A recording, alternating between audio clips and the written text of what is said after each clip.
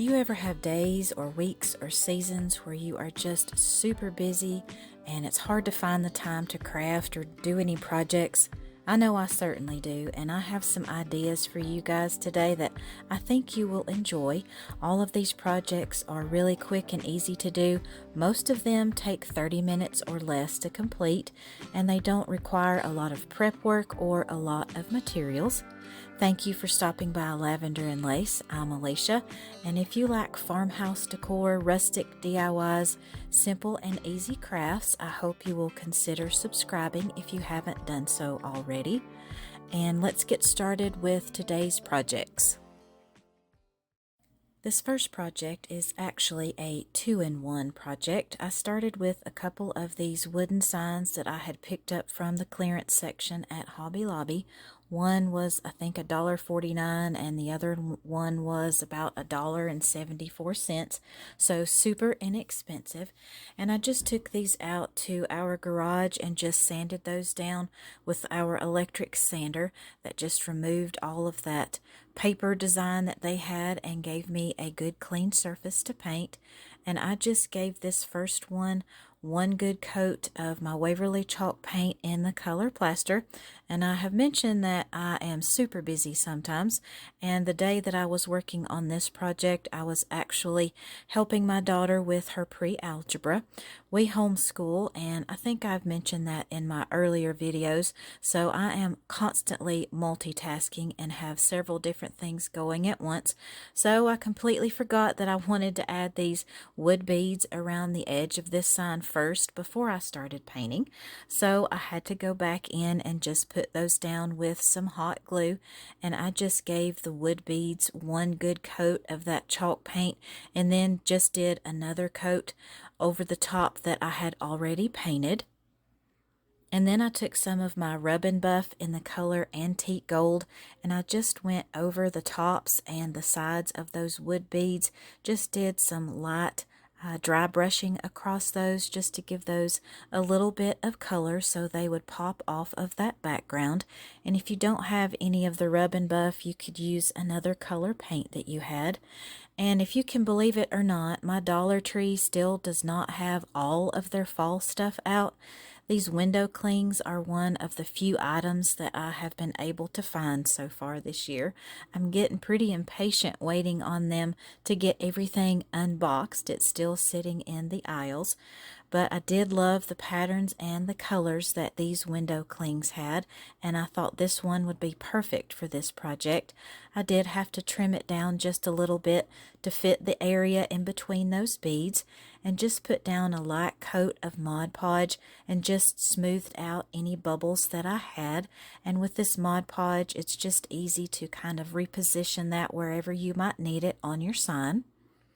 And I also had some of these small multicolored leaves in my stash that I found at Hobby Lobby, and I did have just some gaps that were left in between on those wood beads. It just seems when you use those for projects that will inevitably happen. But I just used some hot glue and glued down some of those leaves in different areas on this sign. And this one is finished and ready to go with my fall decor.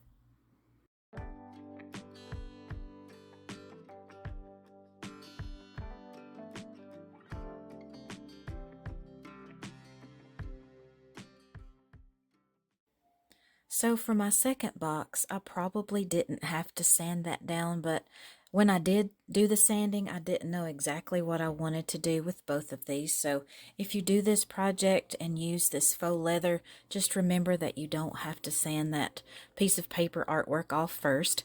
So I just sized my faux leather to fit the top of this sign, and this did come from the Dollar Tree. I like the different selections of leather that you can find there. And I just put down another light coat of Mod Podge for this. It just works really well with this faux leather. I have used hot glue in the past, and it just does not give you a smooth finish. It seems to want to leave bumps and ridges under your leather. And then I also found this second sheet of window clings at the Dollar Tree, and I really loved the farmer's market wagon. That's pretty much the reason I bought this other sheet. I just thought that one was really cute. And I just put down another layer of Mod Podge on top of my leather and just smoothed out that window cling.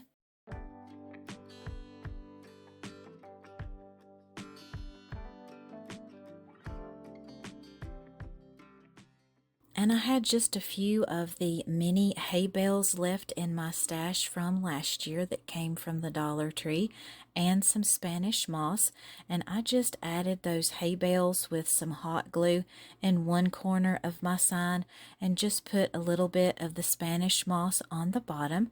You could use whatever you have in your stash to add a little bit of texture to your sign. And I just trimmed up that Spanish moss where I needed to. And I had one of these really small orange glitter pumpkins from the Dollar Tree. These are the ones that just come on the long picks. And I just glued that to the top of one of those hay bales in the corner. And to finish off this one, I just added a little bit of jute twine to the top of this sign, just to give it a little bit more texture and cuteness there, to make it look a little bit more country. And that is all I did for this one. And I just secured that jute twine on the other side with some hot glue, and this one is ready to go up with the other sign.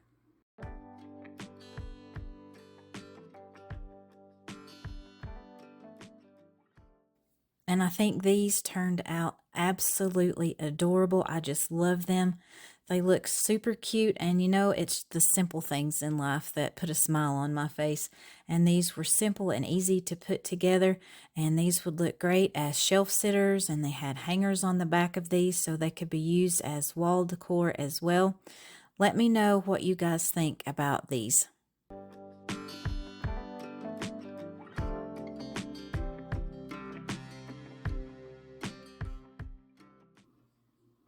I had two of these wooden pumpkins in my stash that I got from the Dollar Tree last year, and I just wanted to do a makeover on these. I didn't really like that pattern that they had on them, so I just carefully popped off the little cardboard words that they had on the front. I wanted to save those and reuse them. And I also just took my heat gun and my little Cricut spatula and removed the leaf and the bow on the front as well, and I set those aside because I will be using those again as well. And then I just took my sanding block and just kind of sanded off the rougher parts of that paper that I had torn up. I didn't care if I sanded off all of this design because I'm using some of the faux leather that the Dollar Tree carries just to cover the front of these. I just measured the pieces down to size and cut them to fit both of my pumpkins. And then I just took some of this Eileen's tacky glue to secure my leather to the front of these signs, and I just used my brayer and got that smoothed out, and this leather attached very well to the front of these wooden pumpkins. And then I just wanted to add some simple embellishments to the front of these, so I had this leaf ribbon that was in my stash that I had from the Dollar Tree as well, and I just glued that on the back with some hot glue to the brown leather pumpkin. And I just pulled that tightly and just glued it on the back and didn't do any hot glue on the front with that ribbon. And then I just took that little cardboard cutout again and just glued that right to the center of the ribbon. And then just reattached the leaf and the ribbon on the top of this pumpkin.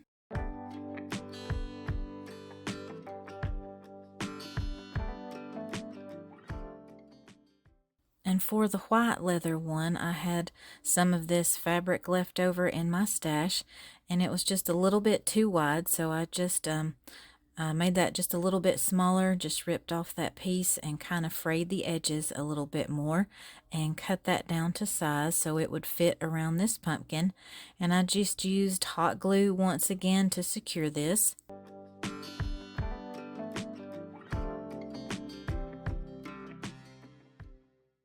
And then I just took some jute twine, just hot glued that on the back and just wrapped it around this wood pumpkin maybe 4 or 5 times and just crisscrossed that to get a little bit of extra texture. I love just adding some fabric and jute to your projects. It just gives them a completely different look and some beautiful texture. And I just once again took some hot glue and reattached that little cardboard cutout to this pumpkin. And I had that extra strip of fabric left over, and I thought it would be really cute to just add this to the top, to the stem of this pumpkin, and reattach that leaf as well with some hot glue. And then I also just trimmed off the edges of that little fabric piece and just took some hot glue and glued down the edges.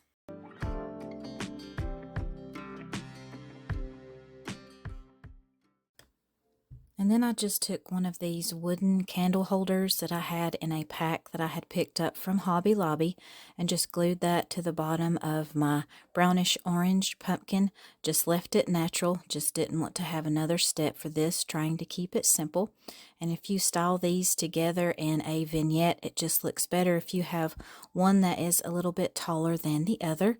But I just love how these turned out. It's just a super quick and simple project, and you can completely change the look of these with just a few different materials. What do you guys think about this one?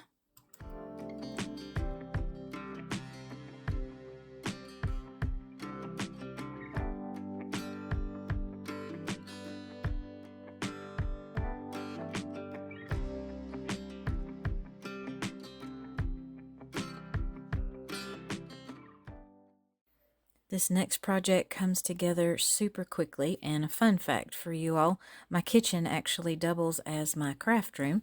So while I was working on this project, I was also cooking supper. So that lets you know how quick and easy this one is.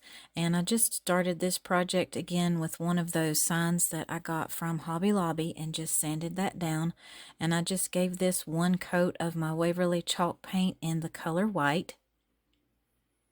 And then I will be doing my tissue paper technique that I like to do. I just got that ready on a piece of regular computer paper and measured my sign to see what size I needed my design to be. And I found this design on Creative Fabrica. I will link that in the description box for you guys. Just printed that out and let that dry. And while that was drying, I just applied a thin coat of Mod Podge to the front of my sign and just let that dry completely. And with your image, you will want to let that dry for at least 30 minutes. That's probably the longest part of this project, is just letting that dry. If you don't do that when you apply your second layer of Mod Podge, once you get your design put down on your sign, you could have some of the ink that would kind of smear a little bit and smudge on your design, so you don't want that. And just to get my image ready, I just carefully peeled back that tape that I had applied to hold down my tissue paper. And for this one, I didn't even trim it down any. I just applied it to the center of my sign just to get that centered and to see if I had printed it the correct size. I have before made these too big and had to reprint them. But this one fit perfectly, so I just centered that where I wanted it. And I had my little Cricut mini press preheating while I was doing this, and I just grabbed a Teflon sheet. I like to keep those on hand for these projects. If you don't have any of those, you can use parchment paper as well. You just need something to protect your design. And I like to start in the middle of these, and that just helps you to get out any bubbles or wrinkles that this technique might give you. But I just start that way and just completely go over all of the design to make sure that it adheres well. And just the heat from the mini press just reactivates that Mod Podge, and it works great. I love doing this technique. It's just a very simple way to get a design on any kind of project. And I like to use either a large fingernail file or this sanding block to just sand down the excess of my tissue paper. This just gives me a very clean edge. And I also went back around the corners and the edges and just did a little bit of extra distressing. Not a lot on this one. And then I just did another light coat of Mod Podge to seal my design onto this wooden sign. And this one is ready to go once it completely dries. I actually didn't let my printout dry long enough, so I did have just a little bit of smearing on there, but you can't actually tell that too bad. It's not too noticeable. And I made this one to go in my husband's office because he's all about the pumpkin spice lattes and definitely football. Let me know what you guys think about this one.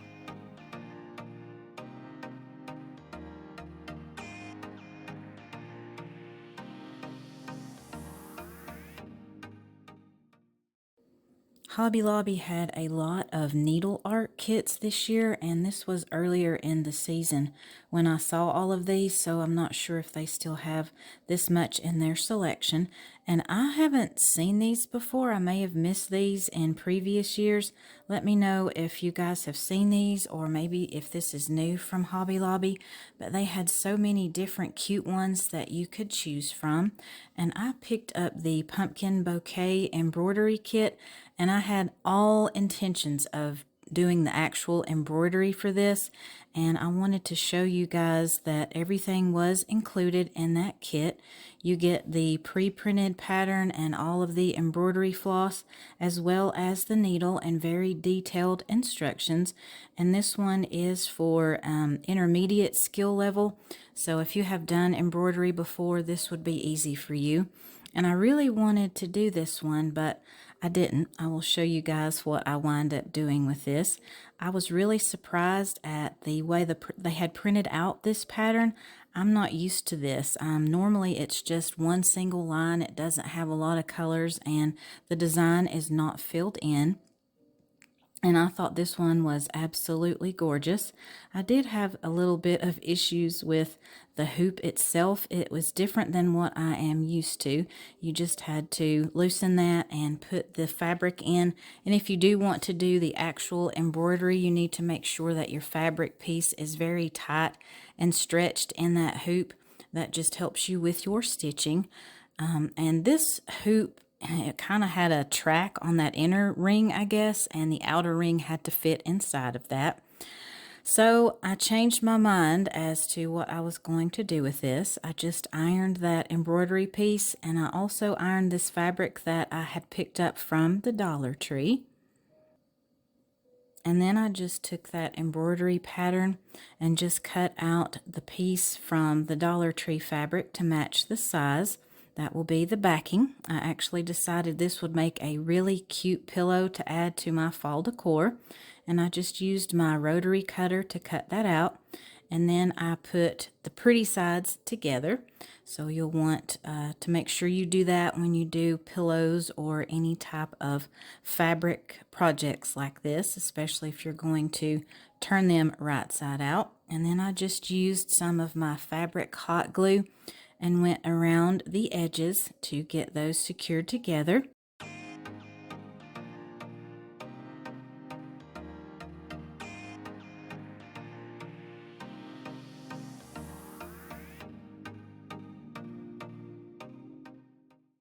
And then when I got around to that last side, I made sure that I left an opening so I could turn this pillow right side out and be able to stuff it.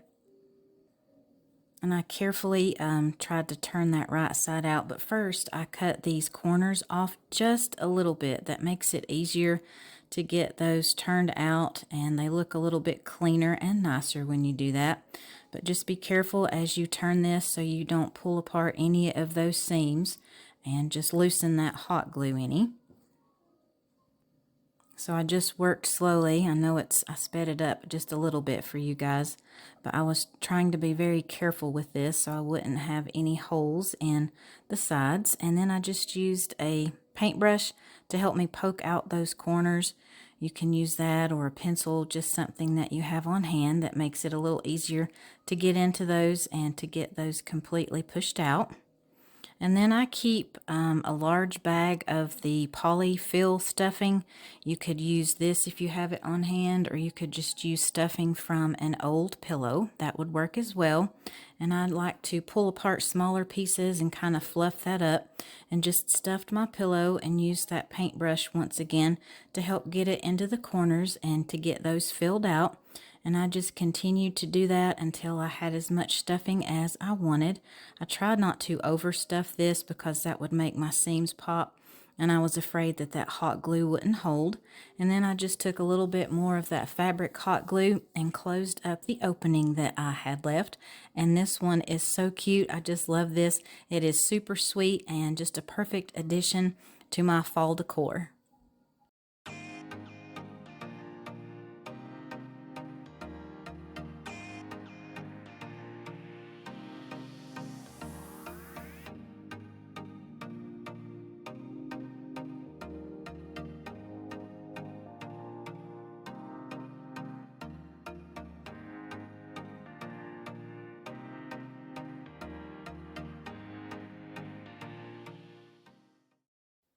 This next project is one that I used to make when I was a kid, or maybe around 12 or 13 years old, and this is just a very simple and easy project. You only have to have just a few materials on hand to make these, and I taught my daughter how to do these as well, and she already has a couple of them in her room as decor.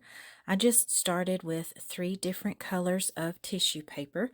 I just picked out ones that I thought looked well together, and I just cut those in half and stacked them on top of each other, tried to get those as even as I possibly could, and then I just started accordion folding this tissue paper, and you will just continue this all the way out the length of your tissue paper that you have chosen. And I also cut some notches in these layers of tissue paper. That just makes it easier for you to wrap your pipe cleaner around. And while I was making these, my mom actually called, and when I told her what craft I was doing, she said that she could remember my granny making these and her mother as well. They would do these every year for decoration. If you're not familiar with that, it's just where family goes to a cemetery and puts flowers on the graves of loved ones that have passed away. But my granny, when she made these, would do this same process, but she would dip them in wax to make those last a little bit longer. So I just trimmed the edges of this one and got the petals the length that I wanted them. And then I just started with that top layer of tissue paper and just started pulling that towards the center of my flower. And this will just give you a lot of beautiful layers to your flower. And you will just continue that until you get to the last layer. And these are so easy to do, but they are absolutely gorgeous. You can do different sizes of these. I had this smaller one, and then I had already made a larger one, and you can do different techniques on the end. You can use different shapes, different scissors, whatever you might have on hand to just give that a different look.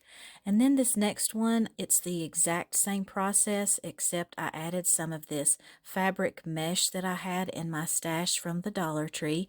I had picked up several different colors of this back in the spring, and I just thought this would be a really pretty touch to these flowers. The only difference is with this one, I did not cut those notches. I was afraid that if I tried to do that, my mesh would not stay in between those layers. So I just took my pinking shears for this one. This gives you a completely different look, as I mentioned before. And I just trimmed off the excess tissue paper. I didn't cut any of that mesh. I kind of got maybe about 1/2 inch to 1/4 of an inch close to that mesh. And then it's the same process once again. You just start with that top layer and pull that in towards the center. The only thing that I didn't really like with using this fabric mesh was that I could see that green pipe cleaner in the center, but once I pulled all of my layers up, it wasn't that noticeable, and this one still is absolutely gorgeous. So I just continued all the way around and just fluffed each of those layers until I got it looking the way that I wanted it to. And I just love making these. It's super fun. Took me back to my childhood for just a little while, but you could totally do these in fall colors or any colors that match your theme that you have for this year. Let me know if you guys might try this project.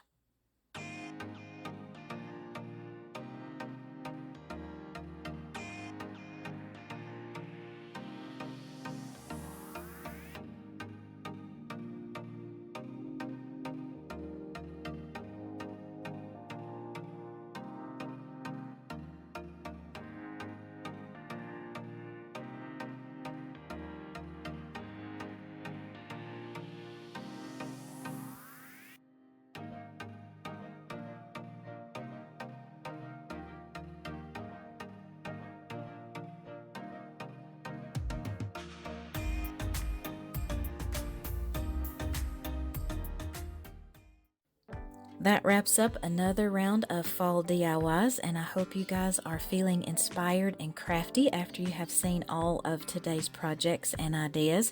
I had a lot of fun with these, and these did not take any time at all for me to do. Please give this video a thumbs up and subscribe to my channel if you haven't already. Also, please share if you know someone that might enjoy these projects today.